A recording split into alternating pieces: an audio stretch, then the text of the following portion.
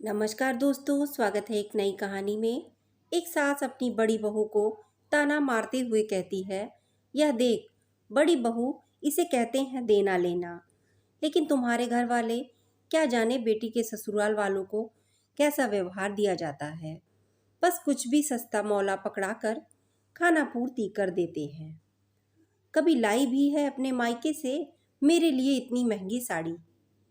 चल मेरे लिए छोड़, खुद के लिए भी कभी नहीं लाई होगी। चल छोड़, अब तुझसे क्या ही बात करना।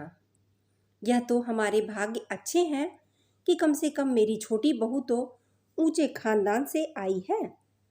अब जाकर लग रहा है कि मैं सास बन गई हूँ। यह साड़ी मैं अपने भतीजे की शादी में पहनूंगी। अपनी नई नई छोटी बहू के मायके से अपने लिए लाई हुई महंगी सिल्क की साड़ी को देखकर सुनंदा जी छोटी बहू पर वारी जा रही थी। सुनंदा जी के दो बेटे थे। बड़ा दुकानदारी करता था और छोटा पढ़ लिख कर अफसर बन चुका था। बड़ी बहू कंचन एक मध्यम वर्गीय परिवार से थी। ज़्यादा दान दहेज लेकर तो नहीं आई थी, लेकिन कार्यकुशल बहुत थी। सबका ख्याल भी बहुत अच्छे से रखती थी। चाहे सास कितने भी ताने मार लें, फिर भी कभी पलट कर उनको जवाब नहीं देती थी। सुनंदा जी वैसे तो बड़ी बहू की सेवा से काफ़ी खुश थीं, लेकिन जहाँ लेन देन की बात आती तो अपनी भड़ास निकालने से वो नहीं चूकती थीं। जब छोटे बेटे की शादी की एक ऊंचे घराने की लड़की काव्या से हुई और उसने दहेज से घर को भर दिया, तो यह भड़ास कुछ ज़्यादा ही भड़क उठी थी। जाहिर सी बात है कि अफसर बेटे के लिए भला गरीब घर की लड़की कौन लाना चाहेगा। सुनंदा जी की नज़रों में अब छोटी बहू का रुतबा बड़ी बहू के इतने वर्षों की सेवा से कहीं ऊपर हो गया था। कंचन जब मायके से वापस आती तो 2-4 साड़ियाँ और थोड़ी मिठाइयाँ भी लाती थी।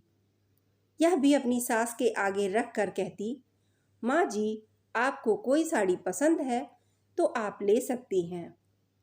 सुनंदा जी नाक भौं सिकोड़ते हुए सबसे अच्छी वाली साड़ी को उठा लेती थीं। आज छोटी बहू लाई साड़ी देखकर सुनंदा जी की आंखें फैल गई थीं। इतनी महंगी साड़ी तो उन्होंने शायद ही कभी पहनी होगी। काव्या भी अपने सास और जेठानी की बातें सुन रही थी और खुद पर इठला रही थी। जेठानी कंचन का उतरा चेहरा देखकर उसे बहुत ही आनंद आ रहा था। लगे हाथ जलती आग में थोड़ा सा घी का छिड़काव करते हुए छोटी बहू बोल पड़ी, मम्मी जी, हमारे घर में तो कोई भी ऐसे वैसे कपड़े नहीं पहनता। मेरी भी साड़ियाँ और ड्रेस ब्रांडेड ही दिलाए हैं मेरे मम्मी पापा ने। और हाँ, वह जो कल आपके लिए शादी में जो रिंग भी दी है ना, वह भी डायमंड की है, तो जरा संभाल कर रखना।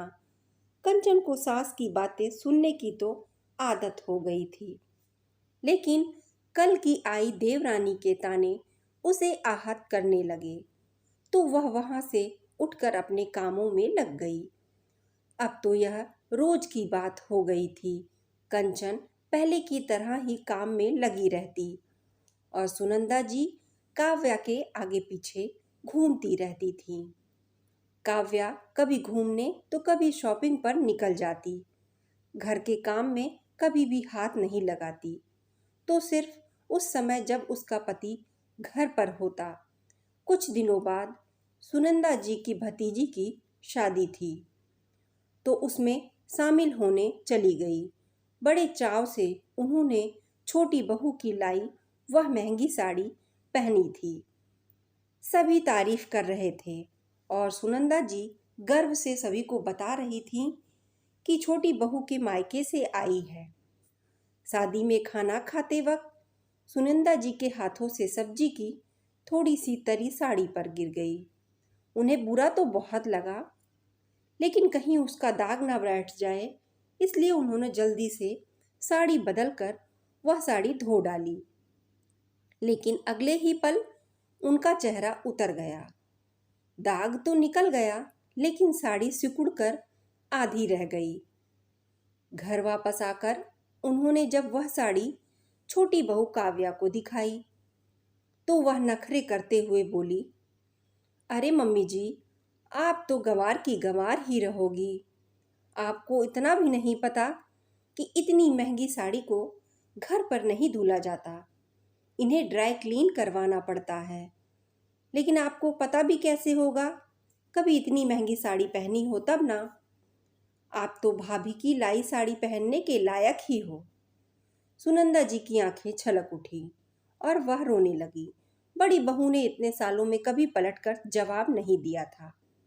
वही काव्या सिर्फ एक साड़ी के लिए उन्हें इतने जलील कर रही थी। बड़ी बहू कंचन सास का यह अपमान सहन नहीं कर पाई और वह बोल पड़ी, बस कर छोटी, सिर्फ एक साड़ी ही खराब हुई है जो तुमने उन्हें दी थी। इसका मतलब यह नहीं कि वह तुम्हारी हुई। जरूरत तो नहीं कि सबको सही तरह के कपड़ों की जानकारी हो। तुम्हारे घर वालों ने कपड़े भले ही इतने महंगे दिए हों, लेकिन शायद संस्कार देने में कंजूसी कर दी। माँ जी के बेटे भी आज इतने ज़्यादा सक्षम हैं कि माँ को इससे भी महंगी साड़ी दिलवा सकते हैं। कंचन की बात सुनकर सुनिंदा जी का सीना गर्व से चौड़ा हो गया। आज उन्हें बड़ी बहू के संस्कार छोटी बहू की कीमती उपहारों से ज़्यादा महंगे लग रहे थे। दोस्तों, अगर कहानी पसंद आई हो तो चैनल को लाइक, शेयर और सब्सक्राइब करना बिल्कुल भी ना भूलें। चलिए दोस्तों, मिलते हैं एक नई कहानी के साथ। तब तक के लिए धन्यवाद।